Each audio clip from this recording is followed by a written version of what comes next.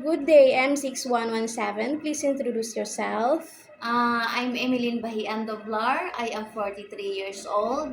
I am widow. I have four kids, three son and one daughter. And I am a Catholic. Your civil status. I am a widow, ma'am. Okay, and your highest educational attainment. I am a high school graduate. Okay, so please tell me about your working experience and main duties.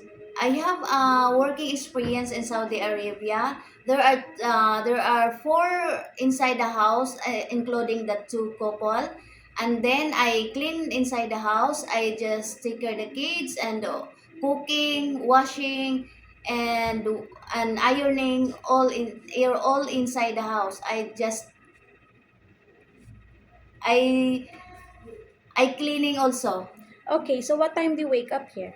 I wake up there at 6:30 a.m. and then I sleep at 11 p.m. Okay, after you wake up, what would you do?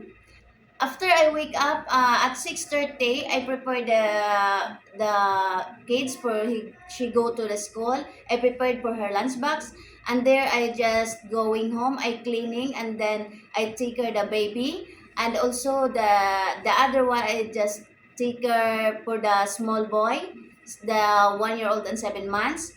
And after that, I give to their mother, and then I cleaning, I cook, I ironing, I washing all around inside the house. Okay, do you tutor the 5 years old?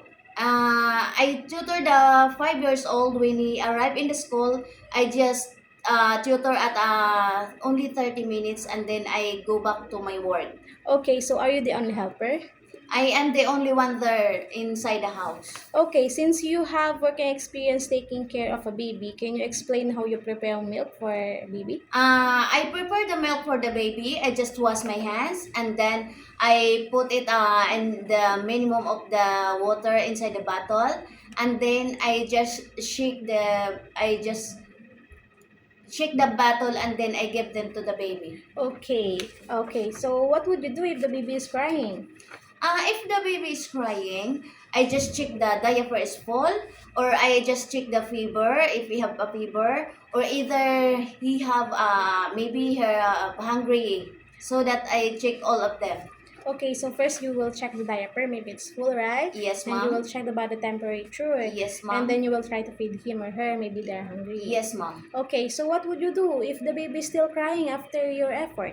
Uh, if the baby not stop crying, I just call their mother. Because the baby, I don't know what happened to them because all of the I just check already. So I just call their mother what happened to them. Okay, so you will call the attention of the parent right away, Yes, right? ma'am. Okay, so why do you want to work in Hong Kong? I just want to work in Hong Kong because my kids for for their needs like a school, for their food, and only me will work. So I need it for salary. Okay, and better opportunity there, right? Yes, ma'am. Okay, so how long do you plan to work in Hong Kong? I just plan for 2 years. If I move, if I have a good there. Okay, so are you willing to extend your contract if ever your employer needed you? Yes, if ever they are needing for me, so I just remove. I just moving the contract. Okay, so do you know how to cook Chinese food? I just see it in I just learn a little bit for Japanese food, and then I willing to learn. I willing Okay. to learn, and also I just check in the YouTube. You know how to cook Japanese food? I just see it, and I try to know. Okay, so since you are willing to learn how to cook Chinese food, how will you learn? Uh, I just learn in the YouTube. I just check. Okay, you will try to watch YouTube videos and Yes, tutorials. yes, ma'am. Okay, and maybe you can learn by your employer also, okay? Yes, if they Okay. teach me, so I'm just willing to know. Okay, are you willing to take care of a newborn baby? Yes, ma'am. Are you willing to take care of elderly? Yes, ma'am. Okay, is it okay for you to share a room with kids or other family members? Yes, ma'am, if they need. Are you willing to cut your hair short? Yes, ma'am, of course. Okay. Would you be open to learning Cantonese if a member of your employer's household doesn't speak English? Yes, ma'am. Okay, is it okay for you to eat the food that your employer provides? Yes, ma'am.